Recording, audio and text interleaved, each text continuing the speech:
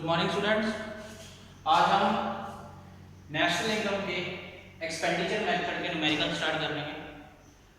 Expenditure method को जब भी हम यूज करते हैं हमें हमेशा जीडीपी एमपी मिलता है।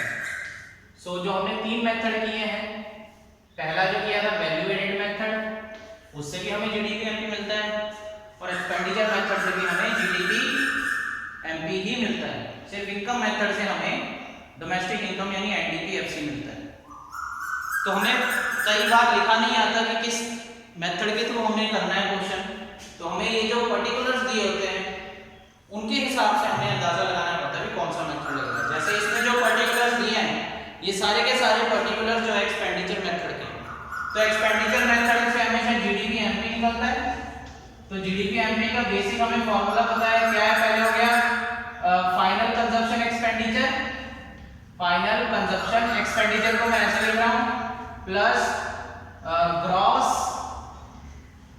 डोमेस्टिक कैपिटल फॉर्मेशन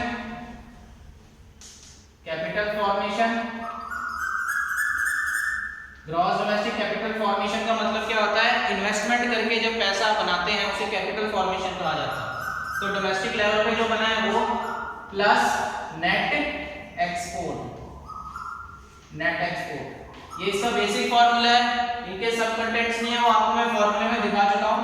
अब देखिए फाइनल कंजप्शन एक्सपेंडिचर यहां पर है, यहां पे फाइनल कंजप्शन एक्सपेंडिचर नहीं है, पर उसके सब कंटेंट्स जो होते हैं private final consumption expenditure, government final consumption expenditure, ये दोनों दिए हैं। तो हम यहां पे लिखेंगे प्राइवेट फाइनल कंजप्शन एक्सपेंडिचर और गवर्नमेंट फाइनल कंजप्शन एक्सपेंडिचर। अगर और भी दिया होता हाउस होल्ड वो भी लिख लेते। ये दोनों जोड़ के हमें फाइनल कंजप्शन एक्सपेंडिचर मिल गया। अब दूसरी चीज आ गई gross domestic capital formation. Gross domestic capital formation हमारे पास है नहीं है, हमारे पास ग्रॉस फिक्स कैपिटल फॉर्मेशन है। अब मैंने बताया था ग्रॉस डोमेस्टिक कैपिटल फॉर्मेशन दो पार्ट में बटा होता है। एक तो होता है इन्वेंट्री स्टॉक, इन्वेंट्री जो हमारे वेरिएबल गुड्स होते हैं, और एक होता है फिक्स्ड। इन दोनों को जोड़ के फिक्स्ड इन्वेस्टमेंट और इन्वेंट्री इन्वेस्टमेंट, इन दोनों को जोड़ के ये बनता है। तो यहाँ पे हमने दिया हुआ है ग्रॉस फिक्स कैपिटल फॉर्मेशन, ये हमारा फिक्स एसेट्स के ऊपर किया गया इन्वेस्टमेंट है, और चेंज इन स्टॉक हमारा वेरिएबल एसेट्स के ऊपर किया गया इन्वेस्टमेंट है। फिक्स एसेट्स वो होते हैं जिनको लॉन्ग टर्म तक बदला नहीं जा सकता, जैसे बिल्डिंग हो गई, मशीनरी होगी, ये सारे फिक्स एसेट्स हैं। और वेरिएबल एसेट्स वो होते हैं जिनको हम जब मर्जी चाहे चेंज कर सकते हैं, जैसे रॉ मटेरियल हो गया, लेबर हो गई, ये सब चीजें वेरिएबल एसेट्स में आती हैं। तो इसमें हमारे पास ग्रॉस डोमेस्टिक कैपिटल फॉर्मेशन नहीं है, पर इसके सब कंटेंट्स हैं। सब कंटेंट्स हम जोड़ देंगे। Gross fix capital formation 300 plus change in stock 400। अब यहाँ पे एक चीज याद रखना, यहाँ चेंज इन स्टॉक लिखा है, अगर मान लो यहाँ पर लिखा होता फॉल इन स्टॉक, इसका मतलब ये कि स्टॉक जो है वो कम हो गया। अगर फॉल इन स्टॉक लिखा होता 400, तो यहाँ पे हम प्लस 400 की जगह माइनस 400 लिखते हैं, क्योंकि स्टॉक हमारा कम होगा। ठीक है, यहाँ पे इन्होंने चेंज इन स्टॉक लिखा है, इन्होंने कहा स्टॉक चेंज हुआ है, कम हुआ है, ये नहीं बताया, तो इसलिए हमने यहाँ पे प्लस 400 लिखा है। फिर उसके बाद अगला आ गया नेट एक्सपोर्ट। अब नेट एक्सपोर्ट भी हमारे पास यहाँ पर है कि नहीं? नहीं है। अगर नेट एक्सपोर्ट होता सीधा सीधा हम वही लिख देते, हमारे पास यहाँ एक्सपोर्ट और इंपोर्ट है, तो नेट एक्सपोर्ट को निकालने का फॉर्मूला मैंने बताया था, अगर है तो ठीक है, नहीं है तो export minus import. X denote करता है एक्सपोर्ट को, एम डिनोट करता है इंपोर्ट को।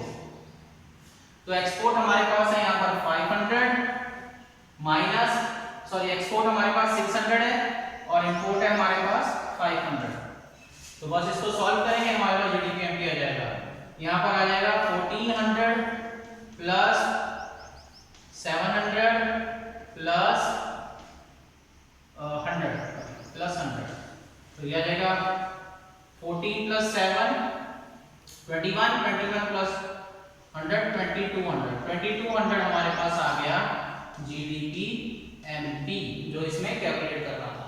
ये एक सिंपल सा मैंने आपको पहले क्वेश्चन करवाया है जिसमें सारी बेसिक चीजें दी हैं। अगर मान लीजिए यहाँ पर प्राइवेट फाइनल कंजप्शन एक्सपेंडिचर में लिखा है, गवर्नमेंट में लिखा है, अगर इसकी जगह इसके अंदर फाइनल कंजप्शन एक्सपेंडिचर में लिखा होता मेन कंटेंट, तो ये हमने उठाने ही नहीं थे जितने भी दिए होते।